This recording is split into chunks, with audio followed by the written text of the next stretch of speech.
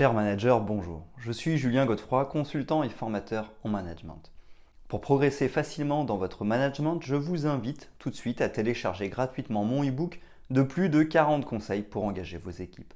Vous trouverez le lien dans la description. Pensez aussi à vous abonner à ma chaîne YouTube pour consulter mes dernières vidéos.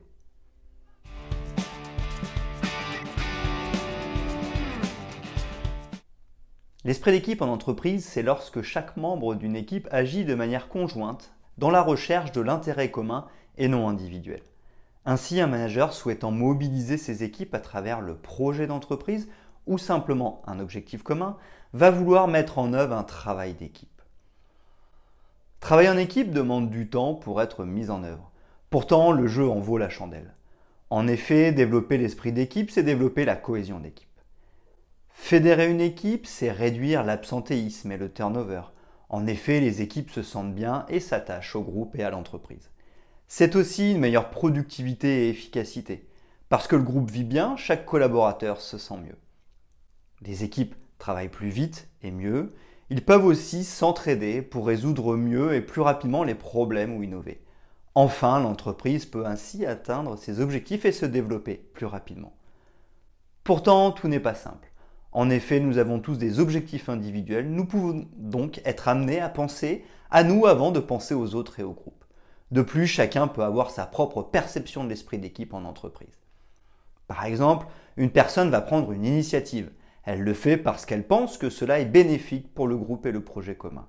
D'autres pourraient l'interpréter comme une démarche individuelle puisqu'elle a agi seule. Enfin, certaines fois, l'esprit d'équipe peut être un frein. Imaginons que des personnes d'une même équipe ne soient pas d'accord. Une décision irait forcément à l'encontre de certains. Ainsi, pour préserver une bonne cohésion d'équipe en entreprise, le statu quo est privilégié. Nous voyons donc que l'esprit d'équipe en entreprise doit être développé, mais qu'il ne faut pas tomber dans certains pièges. Voici 14 conseils pratiques en management d'équipe pour réussir à mettre en œuvre un bon esprit d'équipe.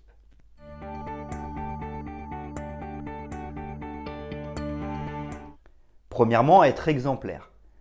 Bien évidemment, il ne peut pas y avoir d'esprit d'équipe en entreprise sans l'exemplarité du leader. Nous savons que la majorité de la communication est non verbale. De plus, l'apprentissage passe beaucoup par l'observation. Nos équipes nous regardent, qu'elles le veuillent ou non, et elles reproduiront ce que nous faisons. Si nous voulons un esprit d'équipe, nous devons l'avoir et agir en fonction. Nous devons donc montrer de la solidarité, de la présence et une bonne communication. Ainsi, nous l'inspirerons à nos équipes.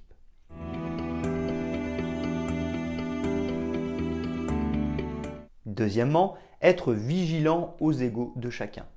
Ensuite, nous devrons être vigilants aux égos de chacun et notamment le nôtre. En effet, dans un bon état d'esprit, les intérêts d'une personne ne doivent pas prendre le dessus. Certes, certains leaders pourront être plus influents que d'autres, mais cela doit rester dans l'objectif du groupe. Pour cela, il ne faudra pas hésiter à rappeler l'objectif pour remettre sur les rails ceux qui penseraient trop à eux. En cas de besoin, l'entretien bienveillant de recadrage est aussi une solution pour renforcer la cohésion de groupe. En effet, les relations doivent rester d'adultes responsables à adultes responsables.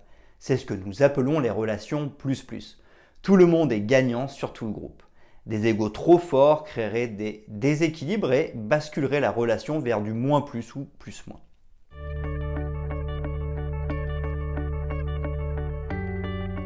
Troisièmement, abuser de l'écoute. L'écoute peut sembler être un acte individuel. En effet, nous allons écouter une personne qui parle. Mais elle joue un rôle essentiel dans l'esprit de cohésion en entreprise. En effet, parce que nous allons prendre le temps d'écouter régulièrement les personnes individuellement, nous allons leur donner une existence et les motiver. Parce que le manager prendra du temps avec chacun et écoutera, alors il permettra à chacun d'exprimer ce qu'il a sur le cœur. Chacun aura le sentiment d'être reconnu et d'avoir sa place au sein de l'équipe. Pour un bon état d'esprit, il est essentiel que chacun sente qu'il a un rôle à jouer, ce qui favorise la réussite de l'équipe. Si nous excluons volontairement ou non des collaborateurs, alors l'esprit d'équipe ne pourra pas naître chez ces personnes.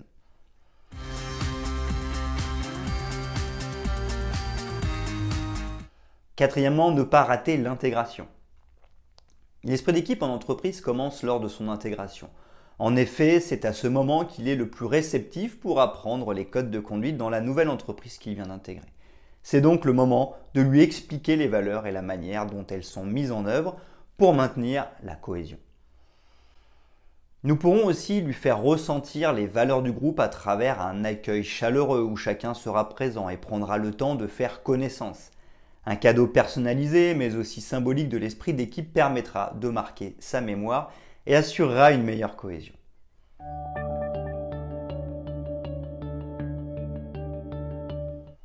Cinquièmement, créer une histoire commune. Poursuivons avec la création de liens forts entre les personnes. Si nous voulons développer un bon esprit d'équipe en entreprise, nous devrons nous assurer que les personnes se connaissent et ont pu tisser des liens solides. En effet, nous voyons bien qu'avec nos amis, nous avons des liens forts qui nous permettent d'entretenir de bonnes relations. Pour cela, il faudra faire vivre des événements aux collaborateurs concernés pour favoriser l'esprit d'équipe. Le team building est un exemple parfait.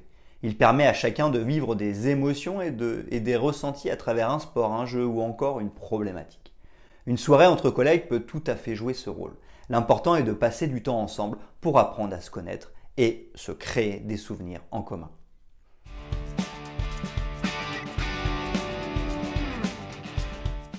Sixièmement, donner du sens. Lorsque nous ne comprenons pas ce que nous faisons, nous pouvons avoir du mal à nous mettre en dynamique. C'est valable individuellement, mais aussi au niveau collectif. En tant que manager, donner du sens, c'est expliquer à l'équipe pourquoi elle doit travailler ensemble. Ainsi, cela donne de la légitimité au groupe et à ses actions. Chacun comprend mieux ce qu'il fait. Le contexte est donc plus clair, tout comme les relations. Par exemple, cette équipe existe parce qu'il faut créer un nouveau produit qui permettra de satisfaire un besoin précis du client et développer l'entreprise. Lorsque nous ne comprenons pas ce que nous faisons, nous n'avons pas de motivation. Nous ne pouvons donc pas contribuer à créer une cohésion et développer un bon esprit d'équipe.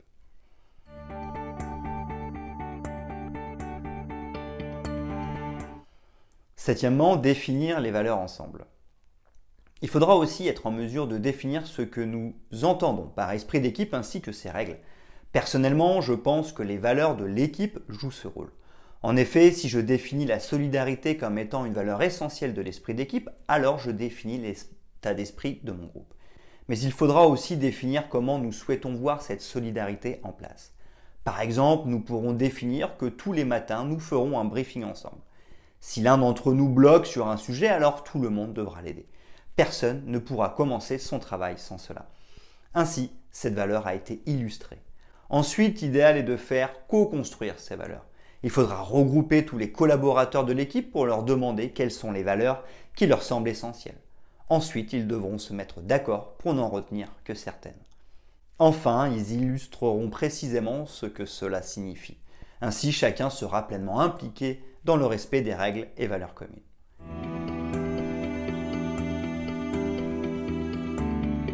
Huitièmement, orienter vers une vision commune. Pour qu'il y ait un bon esprit d'équipe, il faut une équipe et des objectifs communs. Ce qui distingue le groupe de l'équipe, c'est la direction du projet en commun ou en d'autres termes, la vision de ce groupe. Lorsque ce groupe partage la même vision, alors il va dans la même direction. Et c'est précisément parce qu'il va dans la même direction que nous pouvons parler d'esprit d'équipe en entreprise. Plus la vision du groupe sera partagée et véhiculée, plus elle sera forte. Il faudra donner régulièrement du sens sur les actions entreprises et leur lien avec la vision. Dans le meilleur des cas, si la vision pouvait être co-construite, alors l'adhésion serait encore plus forte.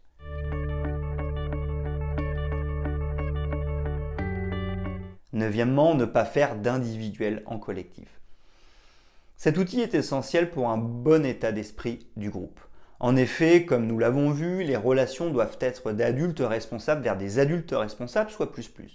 Ne pas faire d'individuel en collectif signifie que lorsque nous avons une remarque à faire à un de nos collaborateurs, il faut le faire à l'écart du reste de l'équipe. Ainsi, nous préserverons la dignité de notre collaborateur et nous pourrons avoir la concentration et l'attention nécessaires pour le faire. Passer un message individuel devant les collègues risquerait de vexer le collaborateur qui n'aurait alors plus la volonté d'agir et de s'améliorer.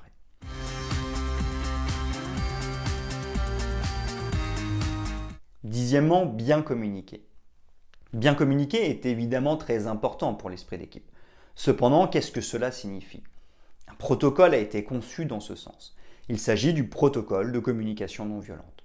En effet, pour nous exprimer efficacement, pour être bien compris et sans contrarier la personne à qui nous parlons, nous devons respecter 4 étapes. Évoquer la situation problématique, parler de notre ressenti, exprimer notre besoin, faire une demande.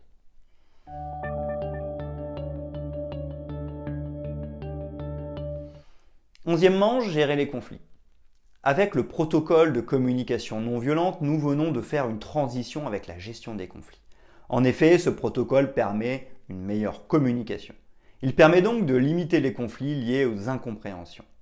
Les conflits sont inéluctables et sont même nécessaires certaines fois. Cependant, il peut être judicieux de limiter ceux qui sont inutiles, de réduire leur fréquence ou encore de limiter leur intensité. Pour cela, 2 autres actions majeures sont essentielles. Le premier point est de prévoir des moments d'échange réguliers sur les tensions ou les sujets qui fâchent du moment. Le deuxième point est de prévoir une procédure en cas de conflit pour éviter d'être démuni le moment venu. Enfin, il faut aussi avoir en tête les 5 manières de sortir d'un conflit. Éviter, céder, rivaliser, trouver un compromis, collaborer.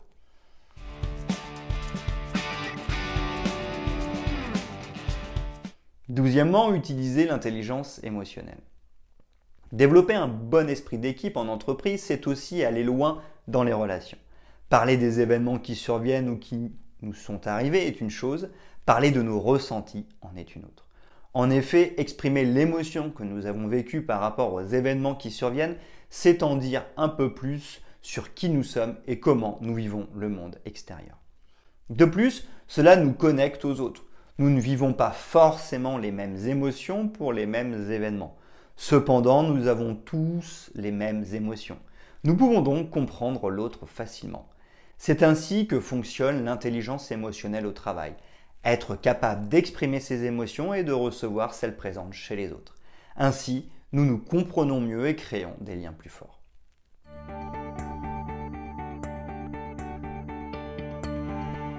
13e, assurer une bonne ambiance au travail.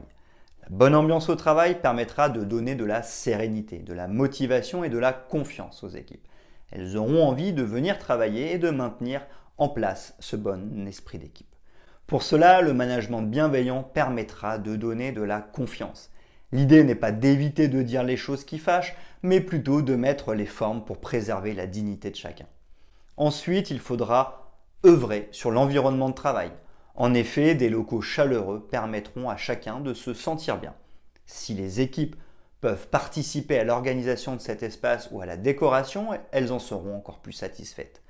Enfin, donner les moyens à chacun de faire son travail correctement permettra aussi de développer une bonne ambiance au travail. Ainsi, il n'y a rien de plus énervant que de chercher ses outils, encore de ne pas avoir assez de place ou du matériel informatique qui rame et plante constamment.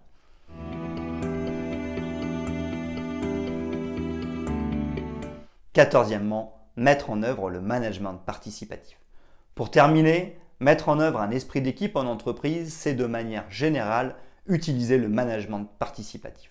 Si nous voulons que l'état d'esprit soit bon, nous devons permettre à chacun de s'exprimer et d'apporter ses idées.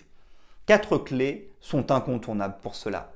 Impliquer ses équipes, déléguer du pouvoir, définir les valeurs et la raison d'être ensemble, laisser les équipes résoudre les situations difficiles ensemble.